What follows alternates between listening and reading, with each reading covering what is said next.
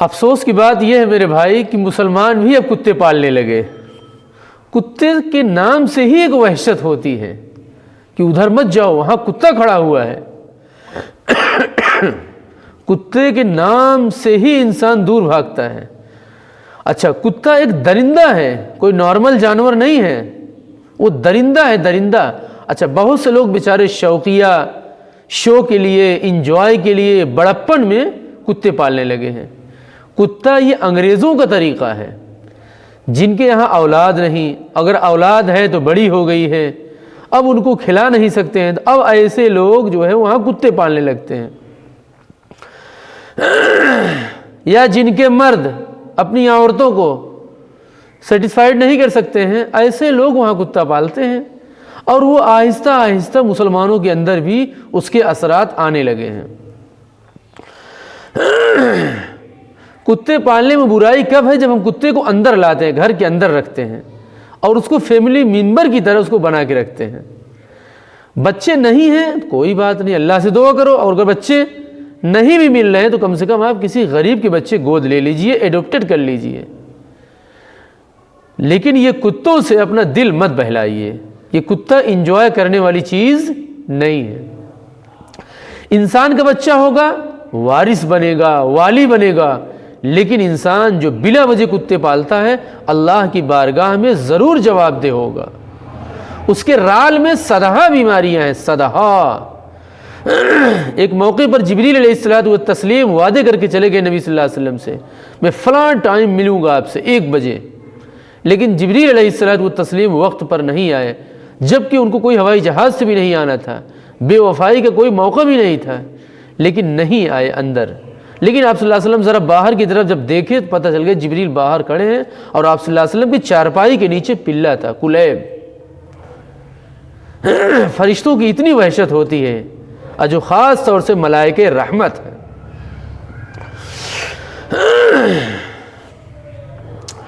کتنے لوگ ہیں 40,000 کا کتا پال لیے ہیں، بچے ضد کرنے لگے کتے لا کے پار دی، اور ہر جگہ ناپاک کر رہے ہیں، ناپاک کر رہے ہیں، رال ٹپکا رہا۔ اور صبح اٹھ رہے ہیں نا تو سب سے پہلے خود سرتی کھائیں گے، اور کتے کو مکھن کھلائیں گے، بٹر کھلائیں گے، بریڈ کھلائیں گے، ملک پلائیں گے، دودھ پلائیں گے، پاؤڈر کھلائیں گے، کیک کھلائیں گے، اور خود سرتی کھائیں گے۔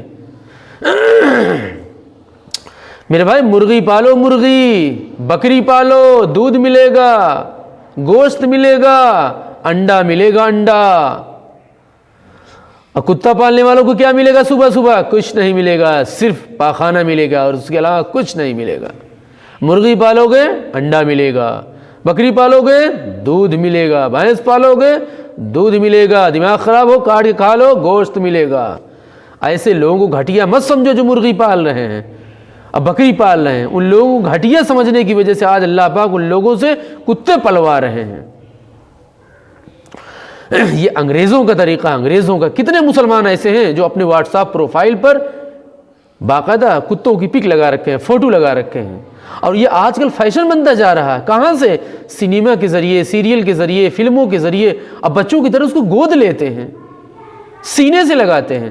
کتا پالنا اللہ کی قسم بلا ضرورت ناجائز ہے، مکروہ تحریمی ہے، حدیث شریف کے اندر وعید شدید ہے۔ حدیث شریف کے اندر من اقتنى کلبا الا کلب ماشیہ او زار نقص من عمله قیراتین۔ اور دوسری حدیث کے اندر کیا ہے؟ من اتخذ کلبا الا کلب ماشیہ او صید او زرع انتقص من اجرہ کل یوم قیرات۔ یعنی کتا پالنے کی نحوست یہ ہے کہ انسان فرشتوں سے دور ہوتا رہتا ہے، اور اس کے ساتھ ساتھ اس کی زندگیوں کی جو نیکیاں ہیں وہ روزانہ جو نیکیوں کا بینک بیلنس ہے آہستہ آہستہ مائنس میں چلا جاتا ہے، اور نیکیوں کا سارا MB دھیرے دھیرے دھیرے دھیرے سلولی کٹ جاتا ہے، اور انسان یہاں تک کہ اللہ کی بارگاہ میں جاتا ہے تو ایک دم خالی ہاتھ جاتا ہے، اس کے پاس کچھ بچتا ہی نہیں ہے سوائے 3 مقصد کے لیے۔ اگر کوئی 3 مقصد کے لیے کتا پالتا ہے تو اس کے لیے اجازت ہے۔ نمبر 1، کھیتی کی حفاظت کے لیے، بہت بڑا کھیتیہر ہے، کسان ہے، بہت بڑا گڑریا ہے، بہت لمبا کاروبار ہے، بہت زیادہ بکری بکرا ہے اس کے پاس، اس کی حفاظت کے لیے ہے، ریوڑ کی حفاظت کے لیے، کھیتی کی حفاظت کے لیے، یا شکار کے لیے، خرگوش کے شکار کرانے کے لیے، یا کسی اور جانور جو حلال ہے۔ اب تو ٹھیک ہے، لیکن اس کے علاوہ انجوائے کے لیے کتا پالنا میرے بھائی قطعاً اجازت نہیں ہے۔ حضرت علامہ انور شاہ کشمیری رحمۃ اللہ علیہ فرمایا کرتے تھے اگر کوئی ان 3 مقصد کی وجہ سے کتا پالتا ہے، ضرورت کی وجہ سے، ان 3 مقصد کی وجہ سے، اس کے علاوہ نہیں، تب تو اللہ تعالیٰ اس کی نیکیاں تو کم نہیں کریں گے، لیکن رحمت کے فرشتے پھر بھی اس کے گھر میں نہیں آئیں گے۔ لیکن رحمت کے فرشتے کے علاوہ جو اور فرشتے وہ آئیں گے، عذاب کے فرشتے ہیں، زحمت کے فرشتے ہیں، انتظام عالم کے فرشتے ہیں، کرامن کاتبین ہیں، وہ سب کچھ ہوگا۔ لیکن اس حدیث کے اندر میں ایک کام کی بات بتانے کے لیے کوشش کر رہا ہوں۔ کھیتی کی اجازت ہے، کھیتی کے تعلق باہر سے ہے، ریوڑ کی حفاظت کے لیے جائز ہے، اس کا بھی تعلق باہر سے ہے، شکاری کتا ہے اس کا بھی تعلق باہر سے ہے۔ اگر کتے کو ہم باہر رکھیں تو کوئی برائی نہیں ہے۔ برائی خاص طور سے کب آتی ہے؟ جب ہم کتے کو فیملی ممبر کی طرح بنا کے اپنے بستر پر، اپنے بیڈ پر، اب پرائیویٹ روم میں اس کو لے جاتے ہیں اور اپنے بچوں کی طرح اپنے بچوں کے بغل میں اس کو سلاتے ہیں۔ ساری برائی کب ہوتی؟ اس وقت ہوتی ہے۔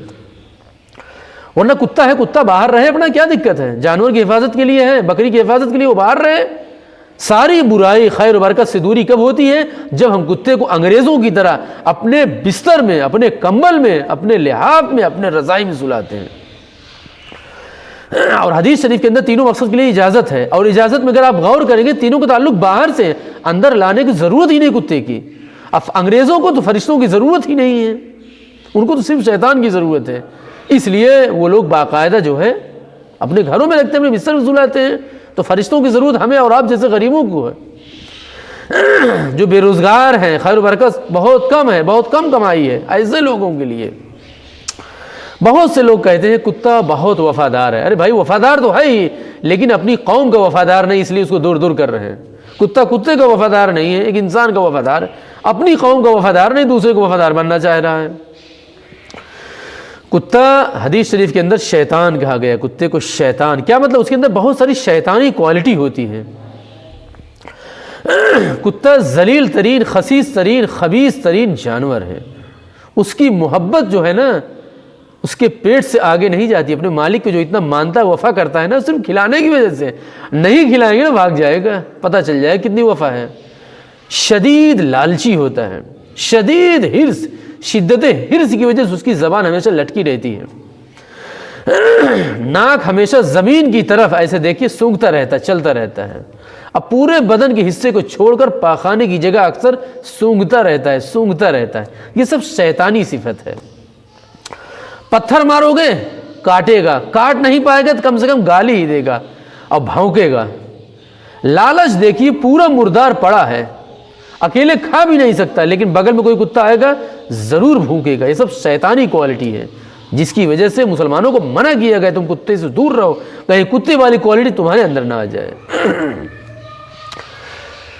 مردار ہوگا ایک طرف اور دوسری طرف تازہ گوشت، وہ تازہ گوشت چھوڑ کر کس کو کھائے گا؟ مردار گوشت کھائے گا، بدبودار گوشت کھائے گا، حلوہ نہیں کھائے گا، نجاست کھائے گا۔ اس لیے میرے بھائی یہ منع ہے، کہیں کتوں کی عادت انسانوں کے اندر نہ آ جائے۔ اور جو کتے پال لیتے ہیں چلتے پھرتے کچھ نہ کچھ سامان اٹھاتے رہتے کتوں کے لیے، واقعی کتے کے اندر کتے والی عادت ان کے اندر آ ہی جاتی ہے۔ ایک ہے اصحاب کہف کا کتا، سورہ کہف کے اندر ان کی شریعت میں جائز تھا، اسے انہوں نے لے رکھا تھا، اس سے ہمارے لیے کتا رکھنا جائز نہیں ہے۔ اور ایک آیت ہے وَمَا عَلَّمْتُم مِّنَ الْجَوَارِحِ، وہ کتا جو سدھایا ہوا ہو اس کا بھی شکار حلال ہے، اور ایسے کتے پالنے کی ضرورت ہے، اجازت ہے۔ اگر دیہاتی آدمی ضرورت سمجھے تو ان کو پالنے کی اجازت ہے۔ اس کا حکم کیا ہے؟ کتا نجس ہے، نجس العین نہیں ہے۔ اگر کسی انسان نمازی انسان سے ٹکرا گیا، چاہے اس کا جسم سوکھا ہو یا بھیگا ہو، تو ناپاک نہیں ہوگا اس وقت تک جب تک کہ کتے کے اوپر کوئی ناپاکی چیز نہ لگی ہو۔ نالے والے سے نکل کر آیا تھا، ٹکرا گیا، ایسا نہیں ہے کہ صرف بھیگا تھا اور ناپاک ہو گیا، بلکہ ناپاکی لگنا ضروری ہے۔ اگر اس کے اوپر ناپاکی ہوگا تبھی آپ ناپاک ہوں گے، ورنہ ناپاک نہیں ہوں گے، من نہیں بھرے گا تو بات الگ ہے آپ کی۔ اور اس کا جھوٹا کیا ہے؟ حدیث شریف کے اندر یغسل الاناء من ولوغ الکلب ثلاثا، کتوں کے جھوٹے کی وجہ سے اگر کسی برتن میں منہ ڈال دیا 3 مرتبہ دھلنا ثلاثا ضروری ہے، اور 7 مرتبہ دھلنا مستحب ہے۔ جزاک اللہ۔